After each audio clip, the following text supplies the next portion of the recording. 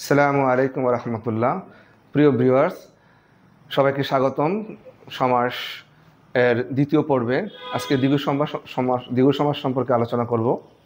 দ্বিগু সমাসের সংজ্ঞা যদি আমি বলতে যাই, সেটা হচ্ছে সমাহার বা মিলন অর্থে সংখ্যাবাচক শব্দের সঙ্গে বিশেষ্যের যে সমাস হয়, অর্থাৎ পূর্বপদ হবে নাম্বার বা সংখ্যা আর পরপদ হবে বিশেষ্য বা নাউন। যেমন চৌরাস্তার সমাহার একটি ব্যাসবাক্য, যার সমস্ত পদ হচ্ছে চৌরাস্তা।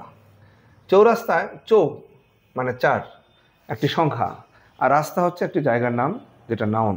সুতরাং সমাহার বা মিলন অর্থে আমরা বলতে পারি, সমাহার বা মিলন অর্থে সংখ্যাবাচক শব্দের সঙ্গে বিশেষ্যের যে সমাস হয় তাকেই বলা হয় দ্বিগু সমাস।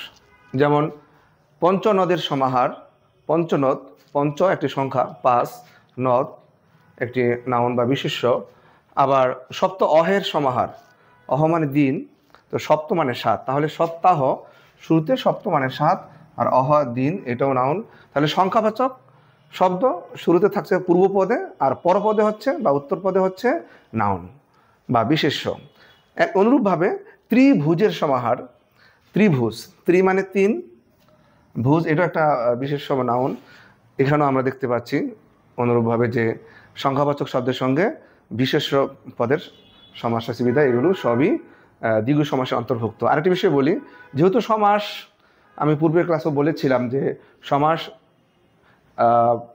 সংস্কৃত ভাষা থেকে আসছে বিধায় এই ব্যাসবাক্যে অনেকে এই যে চৌ, এগুলো সংস্কৃত শব্দ, পঞ্চ, সপ্ত, ত্রি। এখানে আমরা যদি চাই কেউ বাংলায় চৌ অর্থ চার এটা ব্রেক করে দিতে চাই, সেটাও দিতে পারি, কোনো সমস্যা নাই, ওইটুকু না দিলেও কোনো সমস্যা নেই। কিন্তু অনেকে একটা ভুল করি যে পঞ্চ না লিখে সরাসরি আমরা পাঁচ নদের সমাহার লিখি, এটা কিন্তু ঠিক হবে না মোটেও। যেহেতু সংস্কৃত ভাষা থেকে আসছে, সুতরাং সেটাকে মূল্যায়ন করতে হবে, সংস্কৃত শব্দটা আগে ঠিক রাখতে হবে। আর অপশনাল বিষয়, ঐচ্ছিকভাবে আপনি যদি চান যে আমি পঞ্চ লিখব বা মানুষকে বোঝানোর জন্য পাশাপাশি আমি পাঁচও লিখব, তো সেটাও হইতে পারে, কোনো সমস্যা নেই। তো আশা করি সবাই দ্বিগু সমাসের সংজ্ঞা এবং বিস্তারিত দ্বিগু সমাস সম্পর্কে বিস্তারিত সবাই বুঝতে পেরেছেন। সবাইকে ধন্যবাদ আজকে এই ক্লাসে যুক্ত থাকার জন্য। আসসালামু আলাইকুম রহমতুল্লাহ।